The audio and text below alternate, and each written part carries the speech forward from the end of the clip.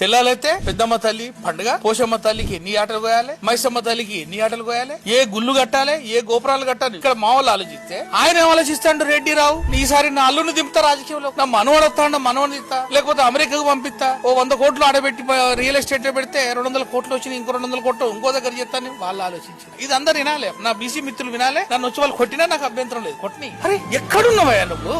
రాజకీయంలో ఉన్నట్టు పవర్ వస్తే పవర్ కొరకే కదా, పవర్ తోటే కదా ఇదంతా తిరిగేది. సూర్యుని చుట్టూ నవగ్రహాలు నేను తిరుగుతున్నాయి, అయస్కాంత శక్తి గదే పవర్. పవర్ తోటే నీకు అన్ని వస్తున్నాయని సంగతి మా బీసీ మిత్రులకు తెలియదు. నిన్న నాకు మీటింగ్ లో అంటాడు, వచ్చేసారట నువ్వు పాల్గొంటావట కదా ఈ అని అవుతాడు. మరి ఇప్పుడు నువ్వు తిరిగేది నువ్వు రావుతోటి నన్ను రానిస్తావంటే వాడు కాముంటాడు. తెల్లలైతే రావు దగ్గర కూర్చుంటాడు, తువాలేసుకొని అయ్యా ఇట్లా కూర్చొని తువాలేసి. So my answer to your question is, BC మిత్రులందరికీ చెప్పాల్సింది ఏంటంటే పొలిటికల్ పవర్ అంబేద్కర్, మహనీయుడు అంబేద్కర్ గారు చెప్పింది, వారు చెప్పింది ఏంటంటే మీరు అడుక్కునే దిశలో ఉండొద్దు, నువ్వు ఇచ్చే దిశలో ఉండాలి.